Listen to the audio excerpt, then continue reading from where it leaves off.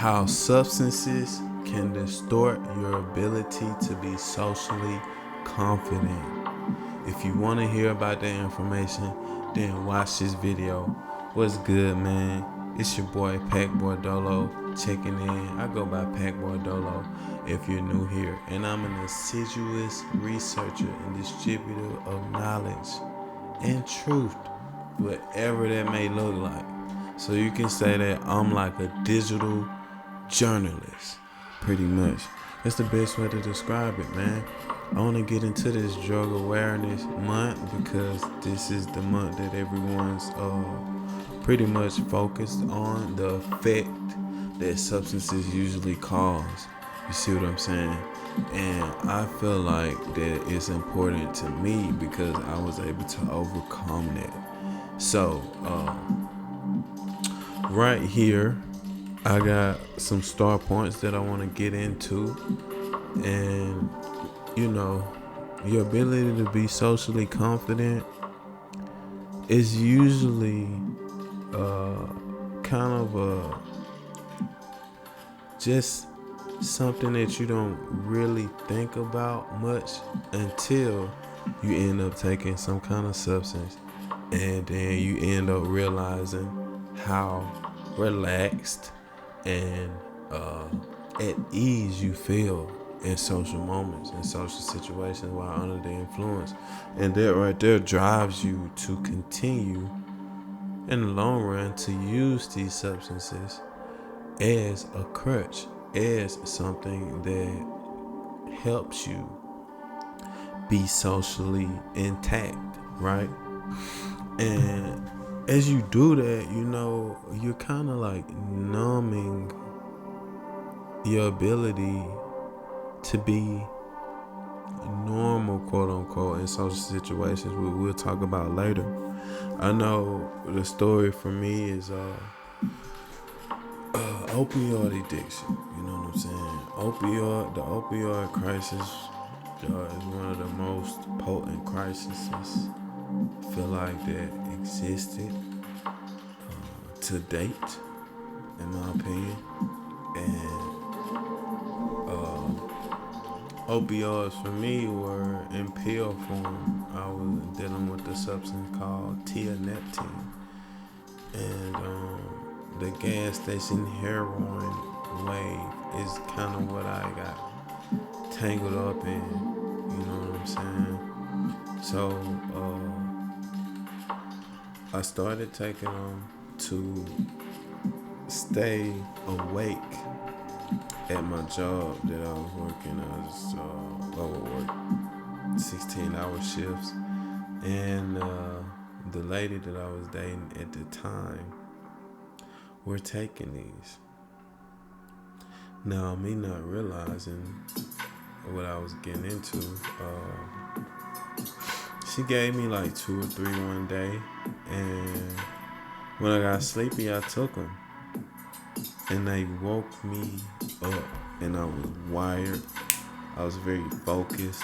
I felt very relaxed. I felt very at ease. I was very optimistic about getting the job done, and they had a big effect on me. So after that, I would get them from her like very often, 2 or 3, what they call Zazas, and we're like red and white Zaza pills. I started taking those before I even got tired. I would take them, on the way to work. And by the time I get there, I'm like optimistic and ready to talk and ready to do a good job and all that good shit. And then over time, that frequency of taking them and the gaps of feeling quote unquote not normal in social situations grew bigger. So that means I would have to take more. And before long, I was addicted. And I was sitting there at work one night, and I said to myself, I said, you know what? I'm addicted to these fucking pills. Like, it was like this realization moment for me. Like, I'm addicted to these pills, man. So, after realizing that, I just accepted. I didn't try to change it. I didn't feel strong enough to change it. I just submitted and accepted that I was addicted to these pills and that I needed them to get to work, right? So it became a point to where I couldn't even really focus if I didn't have any, And I had a pretty good job, and if I didn't have any, I remember when I ended up quitting, I didn't have any, and I was working overnight shift, 11 to 7, and I had no desire of working. See, that's the thing, when you deal with these substances, they take your desire away to do anything, to accomplish anything you need them to accomplish. That's what it comes down to. Sipping some water. So I remember one night, I was just like, you know what? I'm not going to work because I don't got this shit. I don't have these. I don't feel like it. Blah, blah, blah. Right? One of the bosses, Dre, shout out to Dre, he was really trying to help me out, man. Really trying to work with me and really, doing the best he could on his part. But I wasn't ready. You know what I'm saying? I wasn't ready. Excuse me. I wasn't ready, and I gave up. I'm dealing with these substances. The substances won. So, long story short, it got a little bit worse. And that part of my life, man, is to this day, like, it's still such a blur because I had so much going on with the substances. And a lot I can't really remember. It's kind of a blur. But I do remember becoming addicted and things going pretty much downhill at that point in my life, right? So let's roll into the next start point. I just wanted to give that short, quick story about like my experience with substance abuse, and these were gas station pills. You know what I'm saying? Something that you could just, as long as you got an ID, like you could easily just fucking get your hands on them, like right there in the gas station. But they're literally a drug, So, and a lot of people overdose from these substances too. I'll probably do a review of one of the videos that talked about a young man who died from overdosing with these gas station pills. But anyway, the next start point is what I was talking about earlier. We tend to start to use the substances as a crutch for conversational situations, or to go to work. Like literally to do anything, to have a desire, right? You need the substance. You see what I'm saying? To have a desire. Next start point right here is the more, and I'm gonna kind of speed through a couple of these because I already touched on them.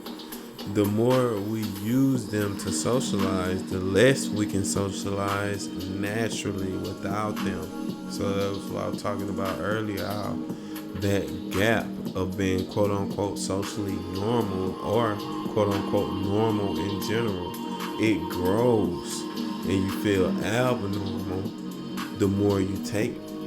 You see what I'm saying? And it makes it more difficult because you have to take more, and then it's just like short spikes, and then next thing you know, you need more and you need more.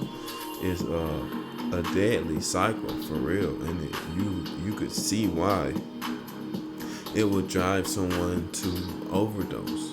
You see, next start point I got is that it damages our ability to be optimistic or quote unquote normal without being under the influence. So I didn't speak about optimism earlier. Me personally, I have a pretty much, for the most part, an upbeat personality when I'm feeling normal, right? When I'm not like addicted to a substance. And with that, it went away the more I had start taking these pills. It went away. That optimism, that natural optimism, went away, and people, they was like curious, like, "What's up? You good?" Like, but you just feel down. You feel drained. You have no desire to do anything because you don't have the pills or whatever the substance is, right? So, it becomes a vicious cycle once again, and that's something that I used to just not like, man. Like not being able to be optimistic, not being able to be upbeat like I wanted to. Like that wasn't fun. Honestly, it felt like I was like trapped in like this sadness until, or this extreme unpleasantness, until I was able to take the pills, and then they like relieved me, right? They relieved me. It's crazy. What's not good for you relieved you. You see what I'm saying? What wasn't good for me relieved me. And it's like, that's not a good thing. Seriously, that's not a good thing, because that's in a situation where bad becomes good, right? But in reality, if bad becomes good, that means you're gonna have more of bad, and things are gonna end bad, and they only get worse. You feel me? So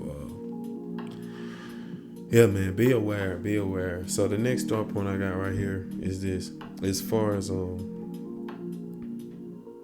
socially, being socially confident, if that's something that you feel like you want to get better at, especially after overcoming addictions where you took a substance that you used to be socially confident because you saw how just amazing you flowed, and just amazing that you felt and conversated and connected with people when you were on these substances, right? If that's something that you really want to get good at after the fact that you overcome addiction, right? It takes work and practice at it. It takes work and practice. You see what I'm saying? And to be honest, if you just overcame addiction and you use substances to be socially intact, you're gonna have to practice at it. It's like a must. It becomes a must, because now that substance is gone, right? And whatever void that you was trying to fill is bigger than it's ever been, because you have nothing to fill it anymore, and you have to really face it. So it's a lot of awareness and being present that goes along with this process, and you have to really tap into it and practice it. It takes hella work and it takes practice, but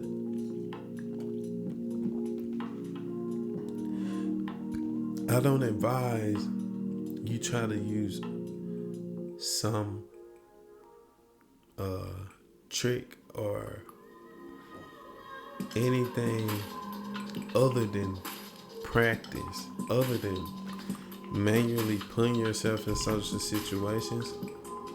I don't advise you trying nothing else. You already tried the substance and you saw how that turned out. You see what I'm saying? But You also must use isolation to reflect when your social battery runs low. A lot of people who overcome these substances and overcome addiction, they have a very short social battery and it runs low really quick. You see what I'm saying? And you have to give yourself some grace and understand where you're at, and don't force yourself into social situations when your social battery is low. You see what I'm saying? Because that's only gonna cause distress. You feel me? It's only gonna be heavy on you. And that rolls into the next point, where you have to stay away from people that you feel drains you or has habits that you no longer indulge in. Because these things could lead you to feeling a certain way, and possibly could lead you back to the substance that you once left, right? So either you around people who still indulging in these substances, or you're around people that you feel like drains your energy. Get away from them. Get away from them. I don't know who they are, or whether they deserve an explanation. But what I do know is this: you need to get away from them. You need to get away from them quick, because it's a red flag, and you're working on yourself. You got work to do. You're overcoming something, and you're trying to rebuild yourself, rebuild your foundation from the ground up. You don't need any distractions. You don't need anyone who's draining you or trying to force themselves into your life or trying to pull you into their proximity, into their life. You understand? You just need to keep working on what you're supposed to be working on and bettering yourself, and then everything else will pan out exactly how you need it to pan out, because you're doing the work and you're having grace by. So go out, you do the work, understand what you're doing when you go into isolation. Don't just use it to corner yourself off from the world. You have to go out and put yourself in an uncomfortable situation. Have some good moments, tally them down, give yourself pats on the back. But then when your social battery run low, go, get out of the way, reflect, build, be diligent, take your time, and one thing at a time. Be diligent, be vigilant, and you will overcome the social discomfort. You know what I'm saying? So anybody else is dealing with addiction or anything like that, look, it's a part of your story. That's one thing I want to say. And you can overcome. You can overcome because you're specifically the one that's chosen for this story. Whatever it is you're dealing with, you're the one that was chosen. So that in itself says that you're strong enough to overcome. You overcome and you tell your testimony to others to help them overcome. This is how it goes. And it's important that you do that, because you specifically can make sense to someone else specifically who is going through the same thing. Some people you can make sense to, some people you can't make sense to, right? So it just depends on who you're talking to. But it's someone who you would specifically make sense to, because they're going through the same thing you're going through, and you resonate with them. That's the word, resignation, right? It's important. Man, it's your Ron Packboy Dolo checking out. Make sure you please at least like and subscribe to the channel. We're a growing channel over here. We're just doing the best we can to stay consistent and put out high quality information. Once again, I am an assiduous researcher of knowledge and truth, whatever that may look like. And I am your digital mover. I'm like the guy who finds the facts and bring them to you. Either I've been through it or I know someone who's been through it. You see what I'm saying? So, yeah, you guys stay up, man. I hope everything, if it's not going good for you, I hope it gets better. And you just come back over here and keep soaking up this game, keep soaking up this knowledge, and keep putting yourself in situations to where you can learn and you'll be alright. It's your Packboy Dolo checking out.